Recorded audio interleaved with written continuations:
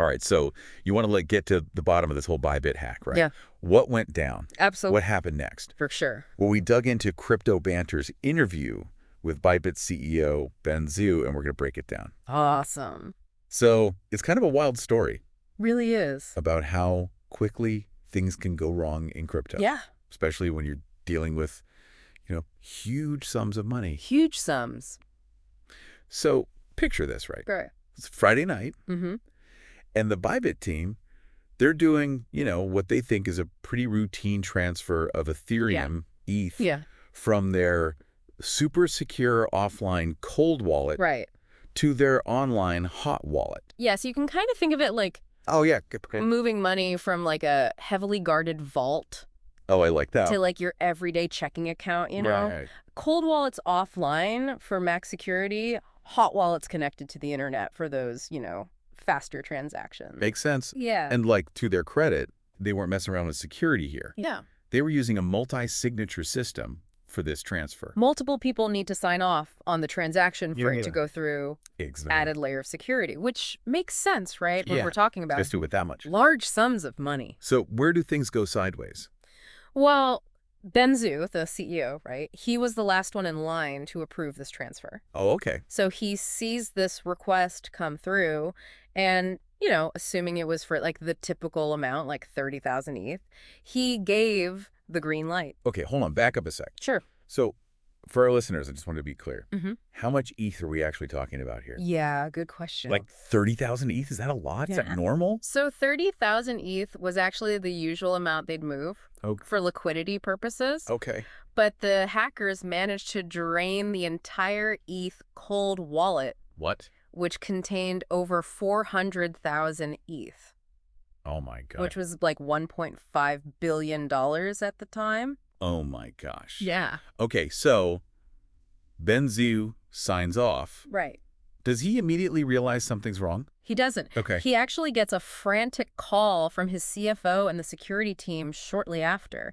And they drop the bomb on him. Yeah. You've been hacked. Uh, And not just like a little bit. We're talking big time. I would faint. Yeah, I can't even imagine. So there's actually this really powerful quote from Ben Zhou where he describes this moment. He's like, by then, it's really a lot of butterflies in my stomach, and I feel a bit sick as long as I heard the word billion. Billion. So you can just sense the weight of that realization. Wow, $1 billion Yeah. gone Yeah. just like that. Poof. So what did they do? I mean, how do you even begin to handle something like that? What's impressive is that they immediately took a number of steps. Okay. First, they confirmed that, okay, the hack was isolated to that ETH cold wallet. Okay. So the platform itself is still secure. Okay, that's good at least. And then they went into full transparency mode. What do you mean by transparency mode? So they didn't try to like hide anything or Okay. downplay what had happened. They Yeah. immediately tweeted about the hack Right. and then did a live stream for like almost 2 hours Wow. to address concerns and provide, real-time updates. Oh, wow. Pretty gutsy move, if you ask me. Yeah.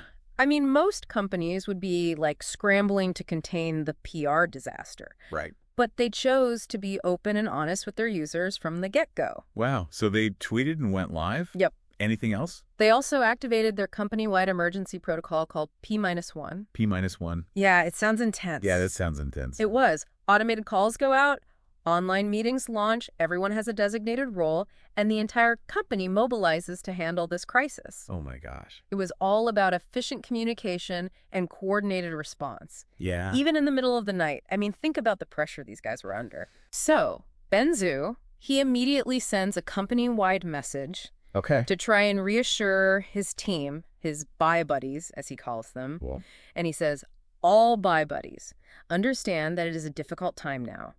It is time to answer clients' questions in a timely manner and to be there with our clients. We will use transparency and communication to remove doubts from our clients. that's amazing. Instead of panicking, Yeah. he's focusing on supporting his team and reassuring his users. Totally. That's leadership. Yeah, under fire. So what was the fallout? Well, besides the obvious. $1 billion. It's the $1 billion, yeah. Gone. News of a $1 billion hack triggers a massive surge in ETH withdrawals. Oh, yeah. For sure. People are freaking out, understandably, Understandably. trying to get their money off the platform ASAP. It's like a bank run, but with crypto. Exactly. Yeah. So they had to process a record-breaking 400,000 withdrawal requests in 12 hours. Wow. And while Bybit actually had enough in reserve to cover the stolen ETH, it wasn't all held in ETH, which created a liquidity challenge. So they had the money, but not in the right form. Exactly. It's like, imagine having $1 million in gold bars when everyone wants cash. Right, right. It doesn't really help you in that moment. Oh. So they had to quickly secure bridge loans from partners and institutions to meet that immediate demand for ETH withdrawals. So did the platform like crash under the pressure of all those withdrawals? Surprisingly, no. Wow. It remained stable and fully functional throughout the whole ordeal, which is a testament to their infrastructure and their team's ability to just handle that kind of pressure. It's unbelievable Yeah. that they faced $1 billion hack and a potential platform meltdown. Right. But they kept things running. Yeah. I would be a wreck if I Right. were in their shoes. Anyone would. Yeah. But what's really interesting is, like, we hear about how calm Ben Zhou was Oh, yeah. during this whole thing. And he actually said, frankly, I don't feel so much stress. Once I'm on that CEO head, I know my job is to steer the ship, command the big decisions. Wow. He had this ability to just like focus and delegate Right. and trust his team Right. to, handle this situation. I guess when you're dealing with that kind of thing, panicking is not an option. No, not at all. Yeah. You gotta Stay calm. lead, yeah. So once they kind of stabilize things and, like handled that initial fallout, Yeah. did they just accept the loss of $1 billion? No, not at all. Okay. They immediately shifted their focus to recovering those funds. Is that even possible? Yeah. Like once crypto's gone, isn't it gone? It's definitely a challenge, but it's not totally impossible. Okay. So they took kind of a multi-pronged approach here. Okay. So first, they partnered with, blockchain analytics firms Okay. and law enforcement agencies, including Interpol, to track the movement of those stolen funds. Okay. And remember, all transactions on the blockchain are public and permanent. Right. So you can actually follow the money trail, even if it's, complex. Okay, but wouldn't the hackers try to cover their tracks? Oh, absolutely. Yeah. I mean, they're not going to be making, straightforward transactions. Right. But that's where the expertise of these firms comes in. I mean, they've got, sophisticated tools and techniques Okay. to trace even the most convoluted transactions and identify, those individuals or entities involved. So they called in the pros. Yeah, they brought in the big guns. Okay. But they also did something kind of unconventional. Okay, what's that? They created this website called hackbounty.io. Hold on. Yeah. Hackbounty.io. It's like crowdsourcing the investigation. It sounds like something out of a movie. It kind of is, right? Yeah. So this website, it visualizes like the flow of those stolen funds, Okay. offers a 10% bounty, which is a lot of money. $150 million at the time. That's a lot of money. For any info that leads to recovery, Wow.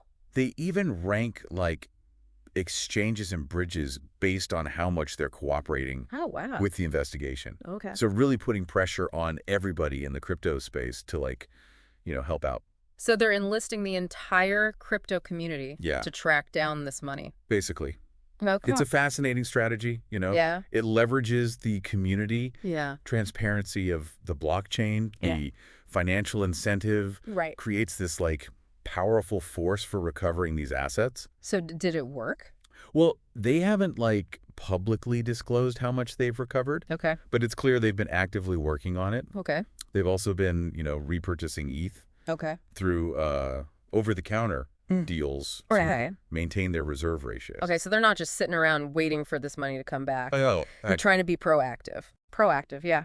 but this whole thing raises a bigger question for me. Okay. Like, if a platform like Bybit, Yeah.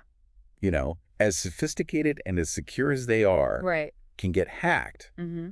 what does that mean for, like, the average person who's just starting to explore crypto? Yeah, it's a good question. Should we all be terrified? It's understandable to be concerned, but Okay. I think it's important to remember that, any new technology comes with its own risks. No. The key is to, be informed, be vigilant, Right. take appropriate security measures. Okay. That makes sense. Yeah. So, like, what can our listeners do? Well, first of all, choose a reputable exchange, So, one yeah. with a strong track record of security. Okay. Don't just go for like the cheapest or the most convenient option. Right.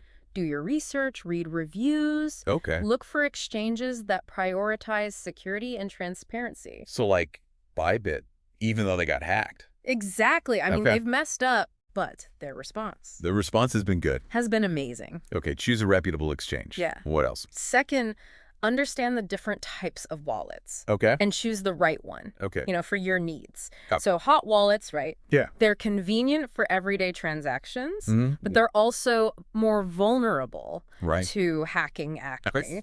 Cold wallets are offline, Yeah. max security, Yeah. but less convenient, obviously, Right. if you're trading frequently. Okay. So consider using a combination of both. Okay. Keep the majority of your crypto in cold storage. Right. Only transfer small amounts to your hot wallet Okay, that's smart. as needed. Yeah. And then always enable two-factor authentication Oh yeah, two-factor. from your accounts and wallets. Yeah. Yeah. Adds an extra layer of security. Good reminder. Yeah. It seems like common sense, but it's easy to. Forget. Yeah. And then finally, Yeah. be wary of phishing scams, Right. suspicious links. Yeah. Right. Yeah. Hackers use these social engineering tactics Right. to trick people into revealing their passwords or private keys. Yeah. So don't click on links from unknown senders. Right. Always double check that URL Mhm. before you enter any of your login credentials. Be smart.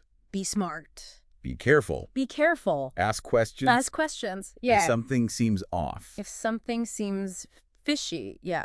Knowledge is power. Absolutely. Yeah. Especially in crypto. Yeah. The more you understand about blockchain technology, different types of wallets, Mhm. security best practices, Yeah. the better equipped you'll be to just navigate this whole world Right. and protect yourself. This Bybit hack Yeah. has been a wild ride. Wild ride, yeah. To say the least. But it has been fascinating Yeah. to dissect how it happened, how they Mhm. responded, Yeah. what lessons we can all learn from it. It's really a story of resilience, Yeah. transparency, Totally. and this commitment to building a more secure Trustworthy. and trustworthy ecosystem. Yeah. So it's inspiring, honestly, Yeah. to see how they took, what could have been $1 billion disaster Right. and turned it into an opportunity to learn and grow and emerge stronger. Absolutely. Yeah. And it's a testament to the power of leadership, Yeah. teamwork, and just, not giving up. Yeah. A refusal to give up. Yeah. Absolutely. So what are your key takeaways from all this?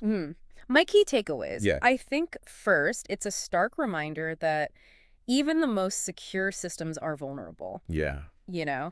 Second, transparency Mm-hmm. and open communication are crucial, especially in a crisis. Yeah.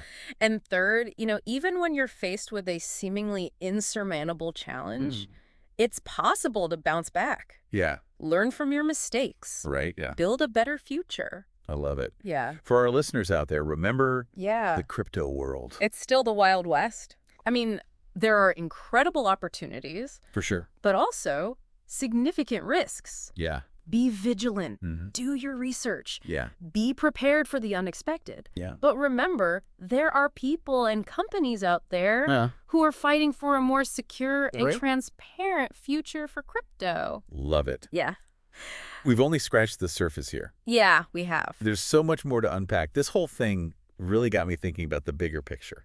Yeah. What does this hack mean for the future of crypto? And Yeah. what about, Yeah. regulation and all that? Yeah, those are great questions. Yeah. And I think that this Bybit hack, along with other high-profile incidents, Mhm. has really kind of, shined a spotlight on the need for Yeah. more robust oversight. Yeah. I mean, you can see why regulators are getting nervous. Right. Billions of dollars Yeah. disappearing overnight. It's a lot. It's a little Wild West-y out there. It is. It is. And that lack of clear regulatory frameworks Yeah.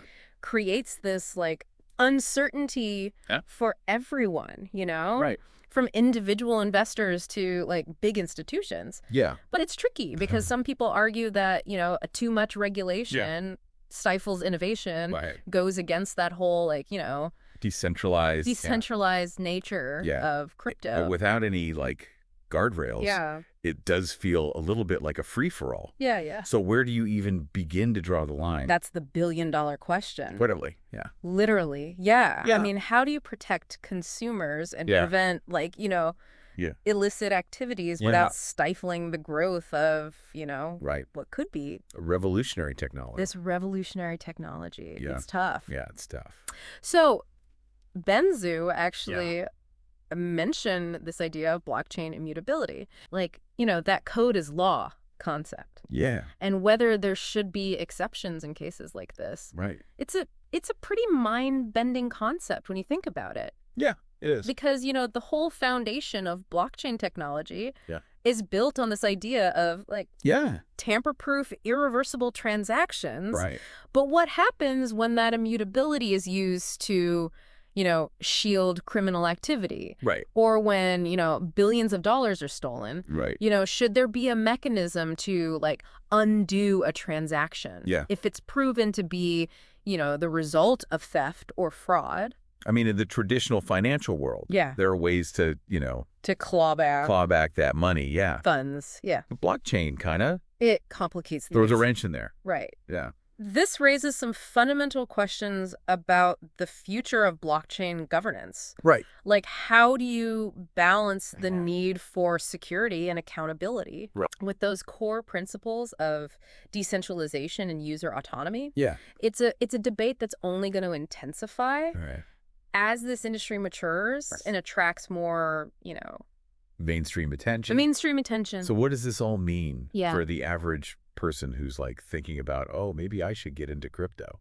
The key takeaway here is education. Yeah. The more you understand Yeah. about how this technology works, Yeah. the different types of wallets, Right. security best practices, Yeah. the better equipped you'll be to navigate this whole landscape. It's like anything new, right? Yeah. You wouldn't just hop in a car and start driving Right. without taking some lessons first. Exactly. Right. Don't be afraid to ask questions. Yeah. Do your research. Right. Start small and maybe even talk to someone who is knowledgeable Yeah. about crypto Right. before making any, major investments. Right. There's tons of resources available, Yeah. communities you can join, Yeah. courses you can take to really Yeah. learn more. So this whole Bybit hack Yeah. definitely serves as a cautionary tale, Mm-hmm.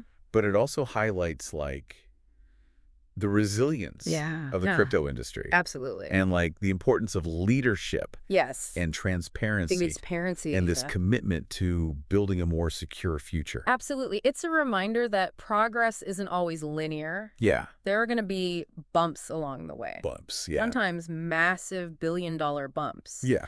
But these challenges can also be, Yeah.